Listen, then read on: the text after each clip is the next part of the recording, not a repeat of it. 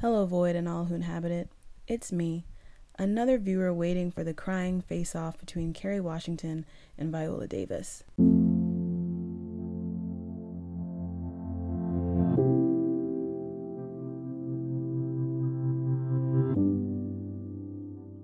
Here we are, desperately trying to reclaim an understanding of time by uploading on yet again another Saturday.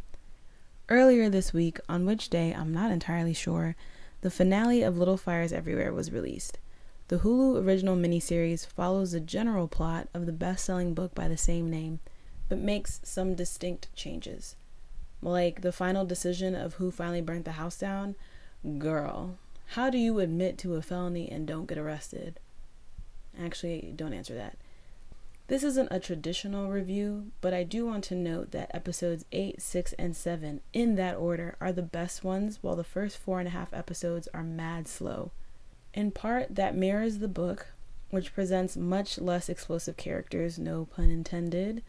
But pacing of the story aside, I think the last 3 episodes do the best job of setting up the characters as more than cardboard cutouts. After episode 3, I started looking up reviews of the book, which I haven't read, and I couldn't be bothered to put my name on the library waitlist after waiting a year for it to get smaller. Yes, that is a contradiction. No, I don't care. Anyway, there was a review that said the novel was, quote, made for book club.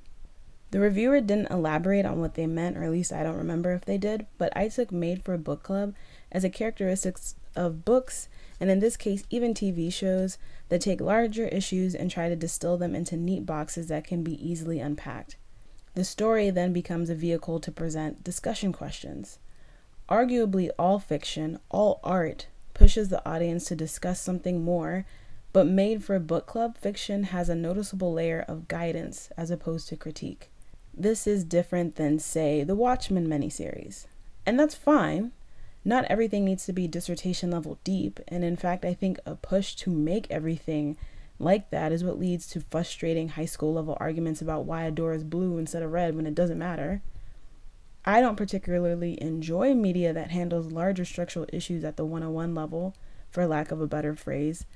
I've taken that class, I could teach it at this point, but not everybody is at that point. Which is to say, media that does this isn't inherently bad or not entertaining or doesn't serve a purpose. My problem is with the way characters are formed and used throughout this process. When the goal is to comment on a structure, particularly at a surface level and very blatantly, the characters, the target of the audience's empathy, become archetypes to push that message. They're flatter because of it, and the story is weaker because of it.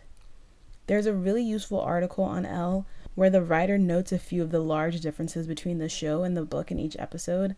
I'm going to link it below, but that author pointed out repeatedly that TV Mia and Elena are more dramatic than their book counterparts, and while a major rationale for that change is a difference in medium, I think that change also emphasizes the downside to book club media, which is a heavy reliance on archetypes to ham up the differences as opposed to making actual rounded characters.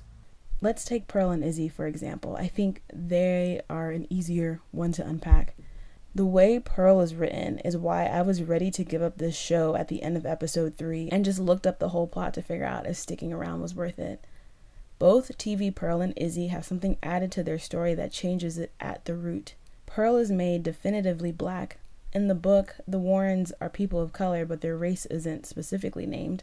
And Izzy not only is gay, but has her sexuality at the center of her bullying, where in the book she's rebellious without an additional marginalized identity. These identity markers alter the lens through which their stories are filtered. I think the show did a good job of exploring the impact of this addition to Izzy's story, and did a job of exploring the impact on Pearl's. For example, each girl gets scenes that don't exist in the book.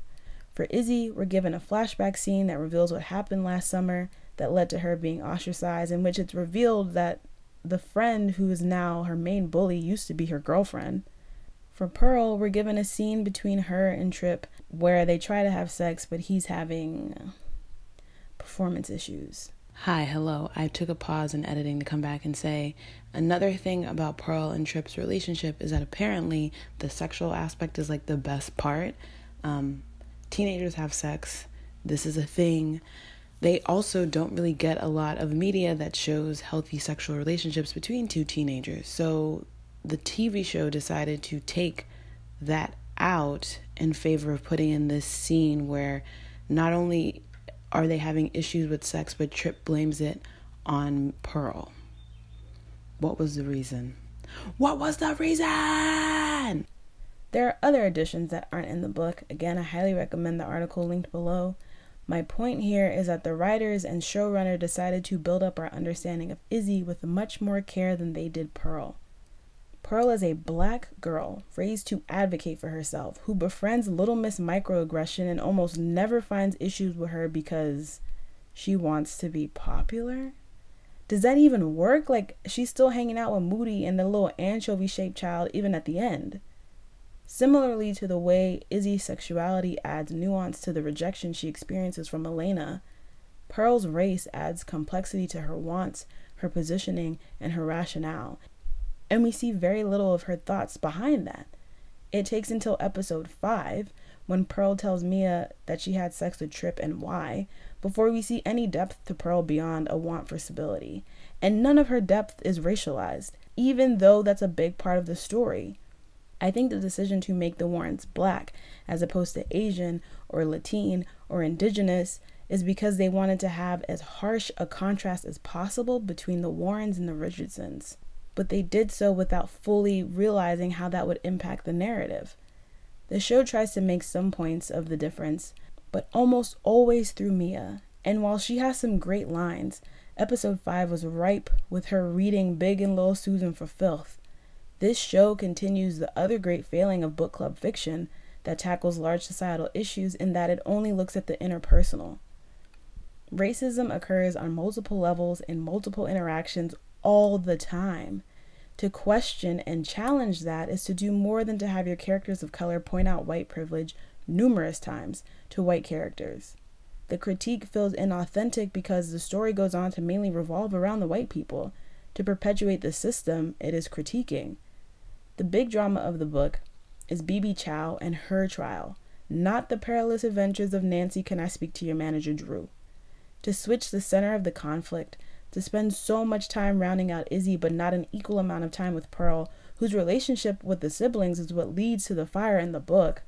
To frame so much of the story from the white folks' lens makes scenes like Ed Lamb tearing that white lady up in court, or Mia telling Izzy that she's not exempt from benefiting from white supremacy just because she wants to, feel like good television, but not much else. Mind you, the book isn't completely exempt from this either.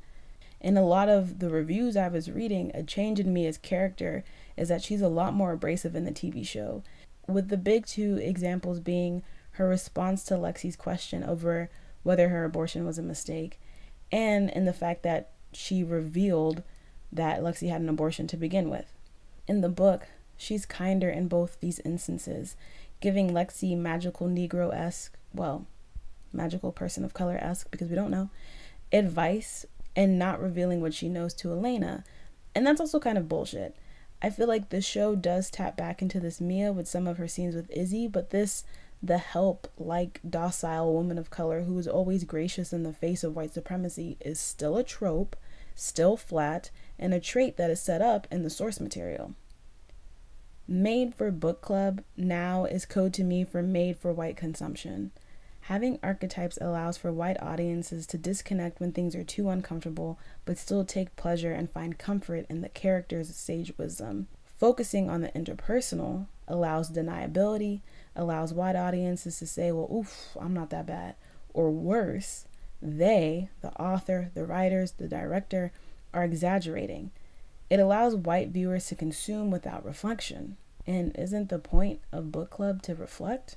To see your face in the blackened screen at the end of the episode and question who you see staring back at you?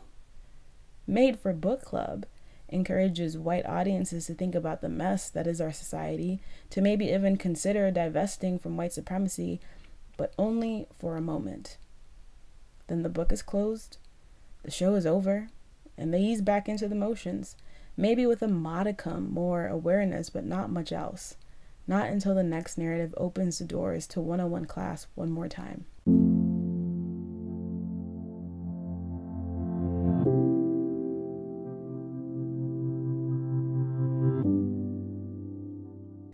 made it to the end. Thank you for making it to the end. Boy, I barely got through it myself. I'm thinking book club can probably refer to all groups in power, maybe most notably white people and cis-het folks, because as we saw in this show, whiteness is the big joker over it all. Anyway, I hope you're all doing okay, having a better time completing your thoughts than I am. Now that this is over, I don't know what I'm going to watch next, though I did see Avatar finna be on Netflix, so your girl might be gone for all of May. Until then, stay safe. I'll see you in the next echo chamber.